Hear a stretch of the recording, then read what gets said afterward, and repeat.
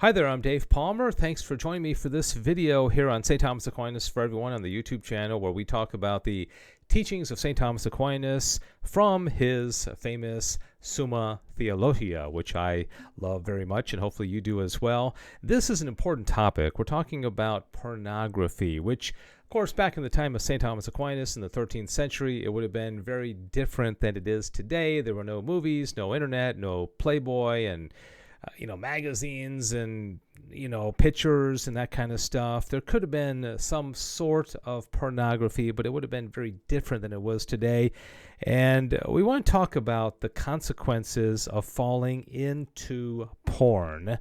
And I think this is a very good image of this mousetrap because most men, myself included, realize this is very tempting. Pornography is everywhere in our culture today.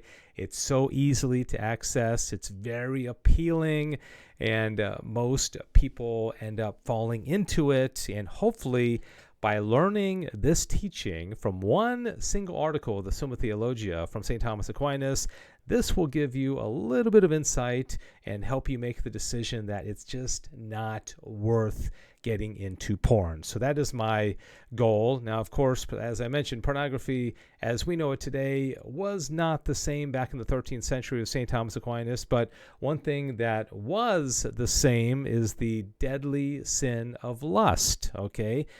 Pretty much the same then as it was now. It means that we have a disordered attraction for sexual relations, both men and women, but in different ways, right? So lust is lust, and it doesn't matter at what point in history. So in that regard, what St. Thomas Aquinas has to say in the Summa is very applicable to today lust, and especially the plague, as I mentioned, of pornography. Okay, in the Summa, there's a section on the Cardinal Virtues in the part of the Summa called Secunda Secundae. All that means is the second part of the Summa. Thomas does kind of a deep dive into the virtues, the theological virtues and the cardinal virtues.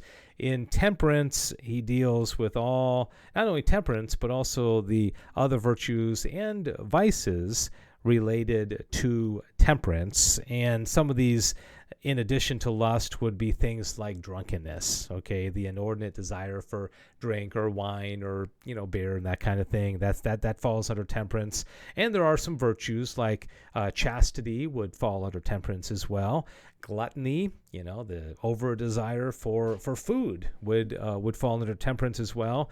And also things like anger and mildness would be temperance, and pride and humility. But when it comes to the topic that we're talking about today, it is lust, and lust is different than these. I can see a picture of a drunk guy, and I don't know that I would have as much of a draw to have a drink as if I saw a picture, or your average guy saw a picture of a provocatively dressed woman or a pornography scene, and it just does something to us. And there's a reason for that, because God has given us a beautiful desire to continue our species, right? And that brings men and women together sexually in order to bring about babies. But there's a big difference in the world, because in all creatures, like dogs and cats and squirrels and spiders, the man and the male and the female are going to come together, and they're going to create offspring. And that's a good thing, because then the species continues, right? Here's a picture of a male and a female dog, and maybe they're going to produce little puppies, but those puppies are going to be born, and they're going to die, and that's going to be it. All right? And that's the case with millions and millions and millions of species.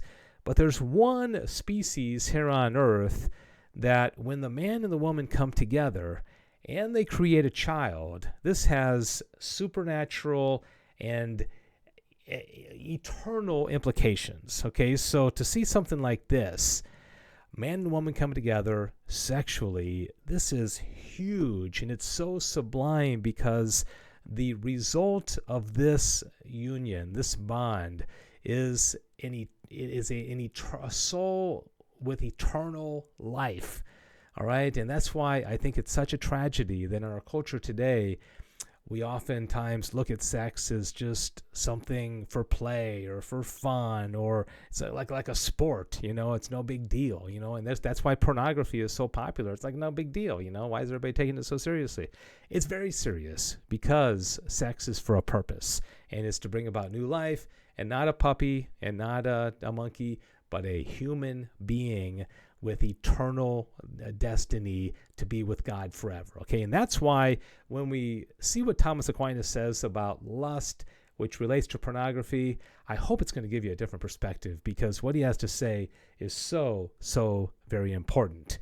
All right, in question 156 of the Summa, the Secunda Secundae section, this is where, it's 153. Is one of the questions about lust. 154 is also about lust. He asks the questions whether the daughters of lust are fitly described. And what he's going to do here is he's going to give 8 reasons why when a person falls into lust, it destroys their soul. And it really destroys their soul. So let's get right into it.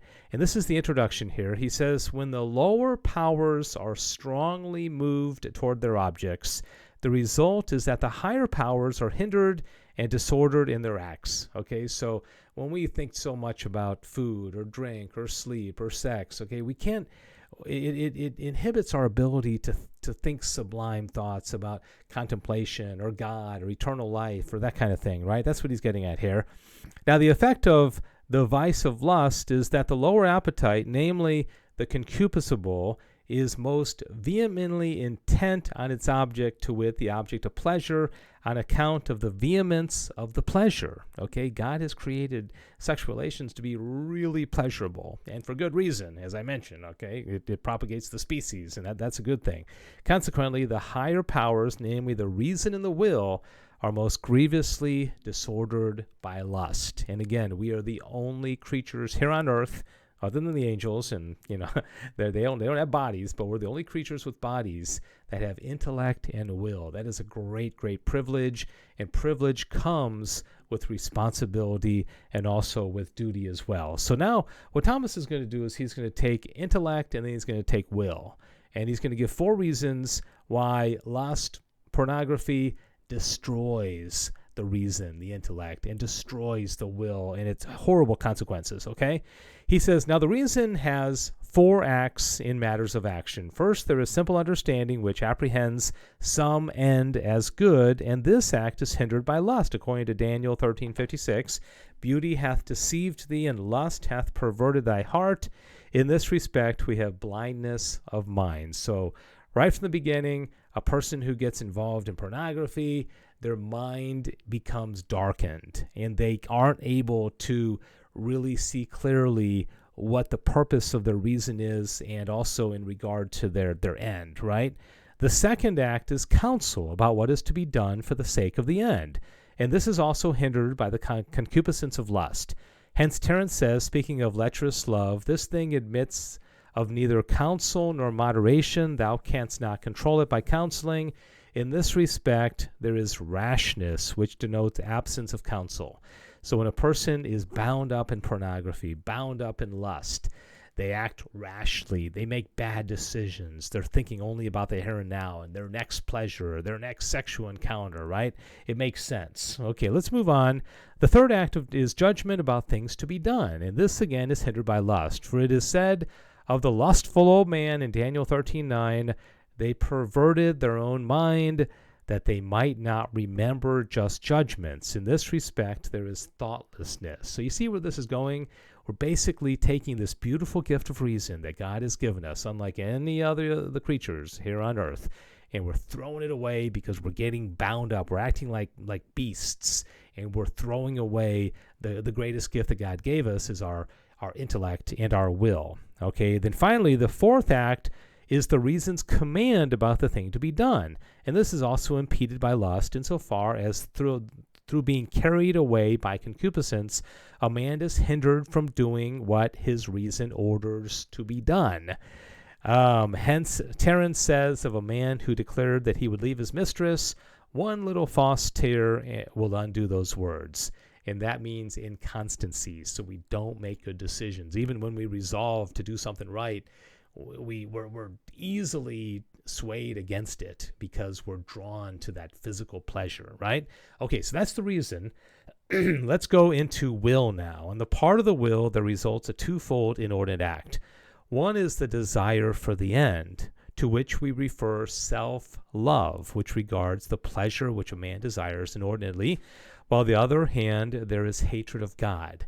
Think about it. When you're totally wrapped up in the here and now, the physical pleasures, the sex, the pornography, the next thrill, you forget about God. In fact, you start thinking of God as the guy who's trying to prevent you from enjoying this pleasure, and therefore, according to St. Thomas Aquinas, you turn against God, and you actually hate him because you're so connected to this inordinate pleasure. Okay, by reason of his forbidding the desired pleasure. The other act is the desire for the things directed to the end. With regard to this, there is love of this world, whose pleasure a man desires to enjoy, while on the other hand, there is despair of a future world, because through being held back by carnal pleasures, he cares not to obtain spiritual pleasures, since they are distasteful for him. So you see what's going on? Our reason is darkened. We're not able to connect to our final end. Our will is totally messed up, and we not only get so wrapped up in the porn and the physical pleasures here on earth, we hate God. We no longer want to be with God. We get addicted to this world, and we fall into despair. Despair is a huge vice. It's, according to St. Thomas Aquinas, one of the three greatest sins that a man could possibly commit: hatred of God, unbelief in God, and despair of the promises that he holds for us. So as you can see, you may think of pornography as being no big deal. I'm just looking at these pictures of, naked women or whatever. But you can see where St. Thomas Aquinas is saying these little decisions we make on a daily basis have huge implications in regard to our use of reason and our use of will, and ultimately even on our eternal salvation. So if you know somebody else who is struggling with pornography and this was useful to you, the timeless wisdom of the angelic doctor, forward this video to them, because I know it made a big impact on me to learn this, and I hope it did to you as well. Thank you for joining me, and God bless you.